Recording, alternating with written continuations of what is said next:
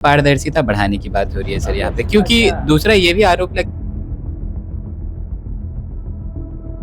Sir उनका कहना है कि अगर पारदर्शिता अगर बन जाती तो थोड़ा संतुष्टि जो मिलती है, जो परिजन बाहर इंतजार कर रहे होते हैं उनको सेटिस्फैक्शन मिल सकता था कम से कम।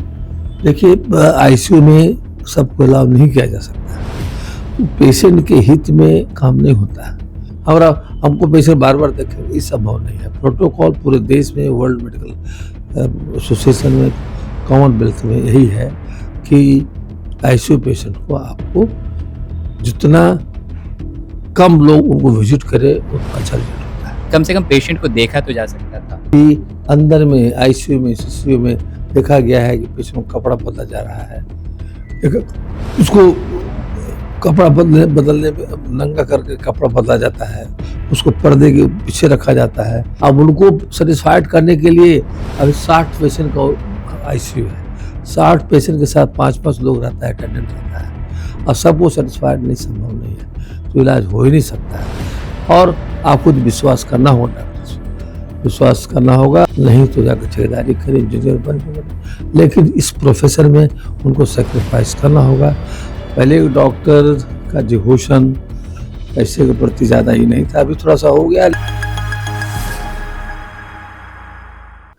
नमस्कार, AR24 बिहार के वीडियोस में आप सभी का स्वागत है। मैं वेद सिंह। देखिए, अभी के दौर में अगर भगवान के दूसरे रूप माने जाने वाले डॉक्टर के बारे में बात की जाए तो बहुत लोगों के मन में अलग अलग धारणाएं देखने को मिल रही हैं। कई लोगों का कहना है कि पहले के समय में डॉक्टर जो है वो भगवान के रूप माने जाते थे, लेकिन अभी वैसा देखने को नहीं मिल रहा है। ये एक प्रोफेशन हो चुका है। देखिए, अभी हमारे साथ मौजूद हैं गरीबों के मसीहा डॉक्टर सहजानंद प्रसाद सिंह। उनसे हम जानेंगे। आईएमए के पूर्व राष्ट्रीय अध्यक्ष रह चुके हैं। सर, पहले तो स्वागत है आपका हमारे चैनल पे। जी धन्यवाद। देखिए, पहले के डॉक्टर्स में आज में थोड़ा सा डिफरेंस हो गया है। पहले के डॉक्टर का डिवोशन पैसे के प्रति ज़्यादा ही नहीं था, अभी थोड़ा सा हो गया। लेकिन हमारे डॉक्टर जो डॉक्टर बनते हैं उनकी मंशा सेवा करना होता है और सेवा करते भी हैं। मोस्ट ऑफ दी डॉक्टर्स जो है अपना कर्तव्य निर्वाह करते हैं। अब रेयर क्या करते नहीं कर सकते हैं, लेकिन हमको जहाँ तक जिसे भेंट होती है सब पता है। मैं ड्यूटी करता हूँ, मैं गरीबों के प्रति बहुत सजग हूँ और अच्छे ढंग से काम करता है। तो अभी एक बैग डॉक्टरों की संख्या बढ़ी है, उसमें तरह तरह के हो रहा है, मान्यताएं दी जा रही। बहुत लोग कहता है कि हम बेकार डॉक्टर में आ गया, बहुत कहता है कि नहीं डॉक्टर से। तो हमारे समझ से इस डॉक्टर प्रोफेशन से बढ़िया कोई प्रोफेशन नहीं है।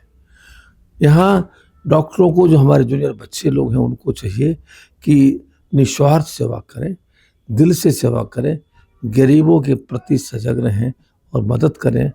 तब देखिए कि उनको कितनी तरक्की होगी। हम देखिए, सबसे कम फीस में पूरे बिहार में काम करते हैं, पूरे देश में। पहले 25 लेते थे, अभी 50 लेते हैं। हम रिटायर्ड प्रोफेसर ऑफ सर्जरी है। आज के दिन में हमारा फीस सबसे कम है। लेकिन देखिए, सब मेरा बाल बच्चा सब सेटल हो गया है। तो एक बेटा मेरा प्रोफेसर है, तो डिपार्टमेंट हो गया है। पीडियाट्रिक सर्जरी का हेड है, एक ऑर्थोपेडिक्स में है। दोनों बहनों भी ठीक कर रही हैं। तो अभी बच्चे लोग वही समझाते हैं, यदि अच्छा तुम करोगे, गरीब को मदद करोगे, तो तुम्हारा बाल बच्चा सब सुखी रहेगा। और अभी हाई पैसा करोगे तो दिक्कत हो जाएगी। सर, अब अगर व्यवस्था पे अगर बात की जाए तो लगातार व्यवस्था पे भी सवाल खड़े होते हैं। अगर देखा जाए डॉक्टर की तरफ से, तो डॉक्टर कहते हैं कि जहाँ भी अगर हम सरकारी अस्पताल में अगर काम करते हैं तो वहाँ व्यवस्था उस लायक नहीं मिल पाती है। देखिए, पहले से व्यवस्था बहुत सुदृढ़ हो गई है। आज ब्लॉक लेवल में भी जाइएगा तो वहाँ अच्छा ऑपरेटिव होता है, एक्सरे की फैसिलिटीज़ है और ब्लड जांच करने की फैसिलिटीज़ है। और गवर्नमेंट के हॉस्पिटल जितने प्राइवेट हैं, गवर्नमेंट का हॉस्पिटल जो पटना में है, जो बाहर है, सब में फैसिलिटीज़ बहुत पहले से इम्प्रूव कर गया है। और डॉक्टरों को जो सुविधा, पेशेंट को जो सुविधा दी जा रही है वो अच्छे ढंग से दिया जा रहा है। खासकर देहात में बहुत अच्छा सुविधा है। अब देखिए, उसमें हो क्या गया है कि पहले ओपीडी में 10-5 लोग आते थे, अभी 2000 आते हैं। तो थोड़ी दिक्कत होती है भीड़ भाड़ से। लेकिन बहुत पहले से आज के दिन में, खासकर माननीय मुख्यमंत्री, माननीय प्रधानमंत्री और अब हेल्थ मिनिस्टर के सजगता के चलते हमारा जो बिहार का जो इंफ्रास्ट्रक्चर है, बिहार का जो हमारा जो इलाज करने का तरीका है बहुत अच्छा हो गया है। इसीलिए देखिए बच्चों में मोर्टेलिटी बहुत कम गया है और एडल्ट का भी लाइफ जो है 70, 80, 85, 90 तक हो गया है, जो पहले नहीं था। तो दवा भी खूब मिल रहा है, दवा भी दिया जा रहा है, अच्छी सुविधाएँ भी हैं और देखा जा रहा है कि जाँच-पड़ताल भी अच्छा है और ओपीडी में जो पेशेंट आते हैं उसका प्रॉपर इलाज भी होता है। सर, बहुत सारे मरीजों के मन में ये भी सवाल है कि अगर उनके पेशेंट जो हैं आईसीयू के अंदर अगर जाते हैं तो पारदर्शिता पे वो सवाल खड़ा करते हैं।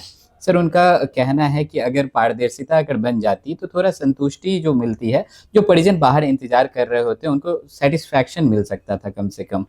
देखिए आईसीयू में सबको अलाउ नहीं किया जा सकता है, तो पेशेंट के हित में काम नहीं होता है।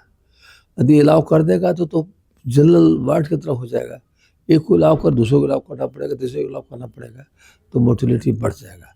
पेशेंट का रिज़ल्ट जो होता है इसलिए जो आज की सुविधा है, जो प्रोटोकॉल है, उसमें लोगों को चाहिए कि प्रोटोकॉल मेंटेन करें।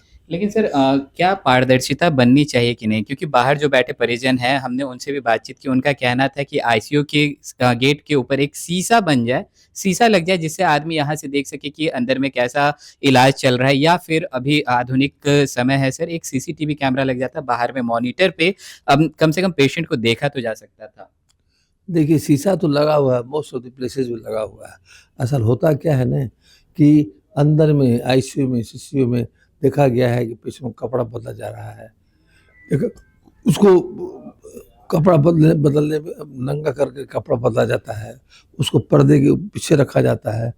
तो बहुत प्रिकॉशन से अंदर रखा जाता है, अंदर में डॉक्टर की पोस्टिंग होती है, नर्सेज होते हैं और और ट्रेन्ड कंपाउंडर होते हैं। तो अब इनको पारदर्शिता का मतलब है कि इनको बराबर अंदर जाने दीजिए।